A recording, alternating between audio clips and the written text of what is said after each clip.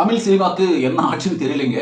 தொடர்ச்சியாக சமூக நீதியை வலியுறுத்துவதா இருக்கட்டும், அந்த சாதிய கட்டுமானங்களை தகர்த்து எறிவதா இருக்கட்டும், தீண்டாமையை பற்றி மக்களுக்கு புரிதலை ஏற்படுத்துறதும், அல்லது எளிய மக்கள், ஒடுக்கப்பட்ட மக்கள், இந்த பூர்வீக மக்களை பற்றிய அவங்களோட வாழ்க்கையை பற்றிய, அவங்க இருக்கக்கூடிய வழிகளை பற்றிய விளக்கக்கூடிய திரைப்படங்கள் தொடர்ச்சியாக வந்துட்டு இருக்கு. இப்போ இதுக்கு முன்னாடி கடந்த மாதங்கள்ல தங்கலான், வாழை போன்ற திரைப்படங்கள் வந்து பெரிய அதிர்வலைகளை ஏற்படுத்துச்சு. இப்போ 2 திரைப்படங்கள் வெளியாயிருக்கு. ஒண்ணு நந்தன் அப்படிங்கிற ஒரு திரைப்படமும், இன்னொரு திரைப்படம் லப்பர் பந்து அப்படிங்கிற திரைப்படம். இந்த 2 திரைப்படங்கள் நீங்க பார்க்கல அல்லது பார்க்கணும் அப்படி விருப்பப்பட்டீங்கன்னா, இப்போ தயவு செஞ்சு தியேட்டர்ல போய் பாருங்க. ஏன்னா நந்தன் திரைப்படம் வந்துட்டு மற்ற திரைப்படங்களுக்கு போல வரவேற்பு இல்ல. அது ரொம்ப வருத்தமா இருக்கு அப்படிங்கிற தோணியில அந்த நடிகரும் ஒரு இதுக்கு மேல இயக்குனராக இருந்த சசிகுமார் பேட்டி கொடுத்துட்டு அதுக்கு பார்க்கும்போது ரொம்ப ரொம்ப வருத்தமா இருக்கு. ஏன்னா நல்ல திரைப்படங்களுக்கு மக்கள் ஆதரவு தெரிவிக்கணும். இதுவரைக்கும் நான் எந்த திரைப்படத்தையும் நீங்க போய் பாருங்க அப்படின்னு நம்ம சொன்னதில்லை. இப்பயும் அதே தான் நம்ம சொல்றோம். நீங்க போய் பாருங்க அப்படின்னு சொல்ல மாட்டோம். அப்படி பார்ப்பதற்கான வாய்ப்புகள் இருந்ததுன்னா அங்கே ஓடிடியில் வரும், அப்புறம் வெயிட் பண்ணாதீங்க, இல்லை அது ஏதாவது திருட்டு சிடியில் வரும், அதை பார்த்துக்கலாம் அப்படிங்கிற அந்த தோரணை இருக்க வேண்டாம். அதில் ஏதாவது ஒரு லிங்க் வரும், அந்த லிங்க்கில் போய் எப்போ பண்ணி வெப்சைட்டில் போய் பார்த்துக்கலாம் அப்படிங்கிற சிந்தனை வேண்டாம். நீங்கள் இந்த மாதிரி திரைப்படங்களை போய் தியேட்டரில் பார்த்தா தான் மக்களுக்கு தேவையான படைப்புகளை வந்து அந்த இயக்குநர்கள் வந்து தருவாங்க. சரி, இந்த லப்பர் பந்து அப்படிங்கிற திரைப்படம் என்ன பற்றி பேசுது அப்படின்னா கிரிக்கெட் தான். இதுக்கு முன்னாடி ப்ளூ ஸ்டார் ஒரு படம் வந்துச்சுல்ல, கிட்டத்தட்ட அப்படியான ஒரு சாயலை எடுத்துக்கிட்டு, அந்த கதைக்களத்தை எடுக்கல, அப்படி ஒரு சாயலை எடுத்துக்கிட்டு ஒரு அழகான வாழ்வியலை, ஒரு அழகான மனித சமூகத்தில் இருக்கக்கூடிய ஒரு நெருடல்களை களைவதற்கான ஒரு அழகான ஒரு பிளாட்ஃபார்மா இந்த கிரிக்கெட்டை எடுத்துக்கிட்டு அந்த இயக்குனர் வந்து வச்சு விளையாடி இருக்காரு. ஒரு சமூக நீதி கலந்த ஒரு தகவல்களை சொல்றதுக்கு இவ்வளவு நகைச்சுவையாக, இவ்வளவு ஒரு கமர்ஷியலா இப்படி ஒரு படம் எடுக்க முடியுமா அப்படின்னா ஆச்சரியமா இருக்கு. அப்படி ஒரு ஆச்சரியம் உங்களுக்கும் வேணும் அப்படின்னா தயவு செஞ்சு பாருங்க அப்படின்னு சொல்ல மாட்டேன். அப்படி பார்க்கணும் விருப்பப்பட்டீங்கன்னா இப்போ ஓடிட்டு இருக்கு, நான் எடுக்கிறதுக்குள்ள போய் பார்த்துருங்க. ஏன்னா திட்டமிட்டு தங்கலான் படத்தை தமிழ்நாட்டில் ஒழிச்சாங்க, இந்தியில கொண்டாடிட்டு இருக்காங்க, இன்னும் ஓடிட்டு இருக்கு. ஜெய்பீம் ஜெய்பீம்னு சொல்லி தங்கலான கொண்டாடிட்டு இருக்காங்க. வாழை திரைப்படம் மிகப்பெரிய அளவில் மொழிமாற்றம் செய்வதற்கான அல்லது எல்லாம் விலை கொடுத்து வாங்கிட்டு இருக்காங்க கதைகளை. அந்த தங்கலானுக்கு இந்த தமிழ்நாட்டில் ஏற்பட்ட மாதிரி இந்த 2 திரைப்படங்கள் ஏற்பட்ட வேணாம். அப்படி பார்க்கணும்னு ஆசைப்பட்டீங்கன்னா ரொம்ப நல்ல ஒரு கதையம்சம் உள்ள, அது என்னென்ன காட்சிகள் என்ன நகைச்சுவைகள்லாம் சொல்ல மாட்டோம், அது கருத்தியை மட்டும் நம்ம உங்ககிட்ட சொல்லணும்னு ஆசைப்படுறோம். இந்த சமூகம் 2 வகையாக இருக்கு. ஒன்று தான் தீங்கானவன் அப்படின்னு தெரியாமையே நான் நல்லவன் அப்படின்னு மக்கள்கிட்ட சொல்றதும், இன்னொரு பக்கம் நான் எவ்வளவு வலிமை மிகுந்தவன், நான் எவ்வளவு கொண்டாட்டமான மனிதன் அப்படின்ற விஷயம் தெரியாமையே வலியோடு பயணிக்கக்கூடிய 2 கதாபாத்திரங்களை வச்சு இவ்வளவு அழகா, இவ்வளவு நகைச்சுவைன்னெல்லாம் சொல்ல முடியாது. அது ஒரு நகைச்சுவை படம் நீங்க நினைச்சிடக்கூடாது. உண்மையாவே போனீங்கன்னா நீங்க அதை நல்ல ஒரு என்டர்டெயின் படமா தான் நீங்க பார்ப்பீங்க. ஆனா அது மைய கருத்து எதை பேசுது அப்படின்னா, இந்த மனிதர்களில் இருக்கக்கூடிய நெருடல்களை களைஞ்சி மனிதத்தோடு பயணிப்பதற்கான ஒரு அழகான ஒரு திரைப்படம் தான் லப்பர் பந்து. நந்தன் பொறுத்த மட்டும் இந்த தலைப்பே எங்களுக்கு மீன்ஸ் நம்ம குடும்பத்தில் இருக்கக்கூடிய உறுப்பினர் ரொம்ப ஆச்சரியமா இருந்தது. இப்போ பேர் வச்சதுக்கே அந்த இயக்குனரையும் அந்த படத்தில் நடிச்ச சசிகுமார், இதுக்கு முன்னாடி சசிகுமார் எப்படியான படத்தை நடிச்சிருக்காரு, குட்டிப்புலி, சுந்தரபாண்டியன் போன்ற மிகப்பெரிய ஆண்ட சாதி பேர் கொண்ட படத்தை நடிச்சார், விமர்சனம் தெரிவிச்சாங்க. அந்த குட்டிப்புலி படமும் சுந்தரபாண்டியன் படத்தையும் நம்ம மக்கள் ரசிக்கத்தான் செஞ்சாங்க. அத்திரைப்படத்தை திரைப்படமா பார்த்தாங்க. அதே சசிகுமார் நந்தன் அப்படி ஒரு படத்தில் நடிச்சதுக்கு மிகப்பெரிய நம்ம பாராட்டுகளையும் வாழ்த்துக்களை சொல்லியே ஆகணும். என்ன கூத்துனா, இப்போ குட்டிப்புலியிலையும் சுந்தரபாண்டியன் நடிச்சாரு பாருங்க, அப்ப எழாத எதிர்ப்பு நந்தன்ல நடிச்சதுனால இவரை பத்தியான நெகட்டிவான கமெண்ட்ஸ்களை நம்ம சமூக ஊடகங்கள்ல பாக்குறோம். நந்தன் என்ன மாதிரி திரைப்படம்? நந்தன் முதல்ல யாரு? நமக்கு நந்தன் என்னன்னு தெரியும். சிதம்பரம் நடராஜ கோயிலை தரிசனம் செய்வதற்கான தன் வாழ்வையை இழந்து, தன் வாழ்க்கையை இழந்து, தன்னோட கொண்டாட்ட குடும்பங்களை எல்லாம் இழந்து அங்க வந்து ஜோதியோடு கலந்தவர் அப்படின்னு ஒரு வரலாறு இருக்கு. ஜோதியோட கலக்கல, இவர் செஞ்ச போராட்டம், இவர் செஞ்ச அவருக்கு தமிழ் ஆளுமை, அவர்கிட்ட இருந்த கவிநயம், அவர்கிட்ட இருந்த பாடல்களோட வலிமை, அங்க இருக்கக்கூடிய எந்த கவிராயர்களும் போட்டி போட முடியல. அது தோத்து போய் தான் அவர் வழி இல்லாமல் என்ன பண்றாங்க அப்படின்னா வெளியே நிற்க வச்சுக்கிட்டு காட்சி தருவதற்கான ஒரு ஏற்பாடை செய்யறாங்க. அது இன்னைக்கு போனீங்கன்னா நடராஜ கோயில் ஒரு பக்கம் செவ்வறு அடைச்சிருப்பாங்க, அதுதான் அவருக்கான காட்சி கொடுத்த இடம் அப்படின்னு சொல்லுவாங்க. அதுக்கு பிறகுதான் நந்தியை கொண்டு நடுவில் வைக்கிறாங்க மோடசத்துக்கு. ஏன்னா ஒரு ஒடுக்கப்பட்டவங்க வந்து வாசல் இருந்து கூட நேராக நடராஜனை பார்த்துக்கூடாதாமா. அப்போ குறுக்க யார் இருக்கணும்? நந்தி நகர்ந்தாதான் நீ பார்க்க முடியும் அப்படிங்கிற மாதிரி ஒரு கதையை விடுவாங்க. அப்போ இவர் போனாரு, நந்தியே நகர்ந்தது அப்படின்னுவாங்க. ஏன் நந்தி நகரணும்?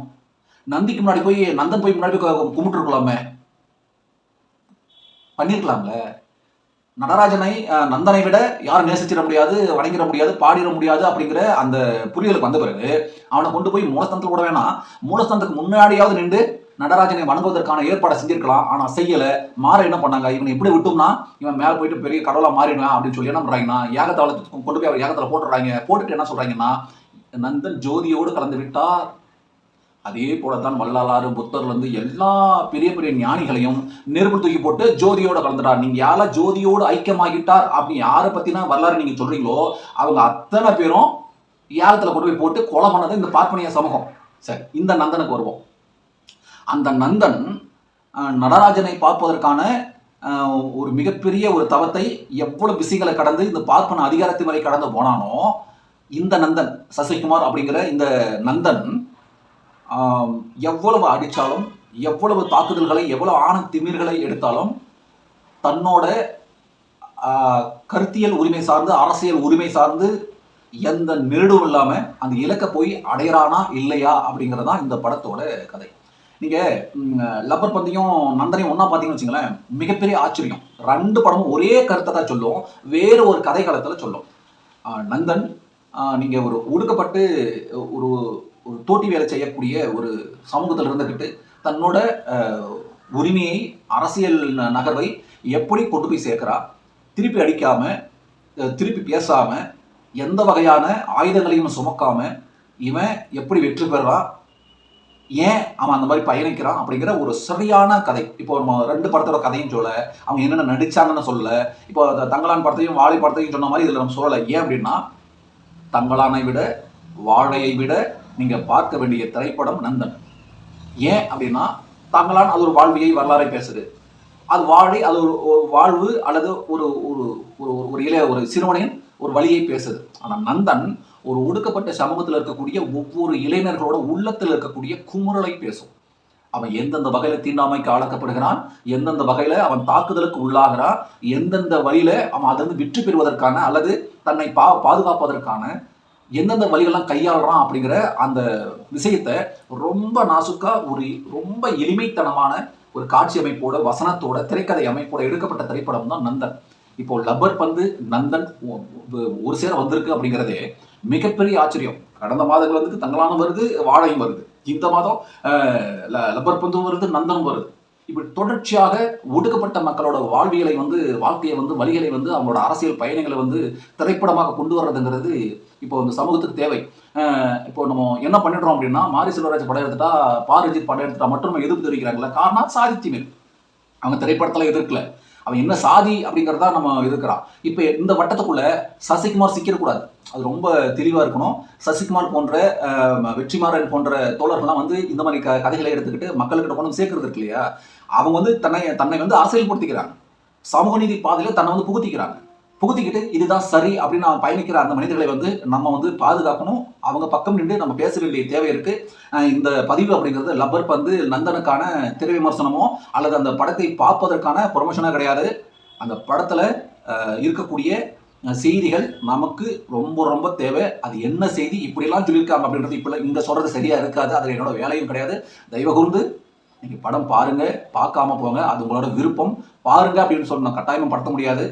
அப்படி பார்க்கணும் நீங்க விருப்பப்பட்டீங்கன்னா தயவு கூர்ந்து இன்னும் 1-2 நாட்கள் அந்த படத்தை எடுப்பதற்கான வாய்ப்புகள் இருக்கு. ஏன்னா நிறைய படங்கள் ரீல்ஸ்க்கு தயாரா இருக்கிறதுனால தியேட்டர்ல போயிட்டு நீங்க பாத்துருங்க.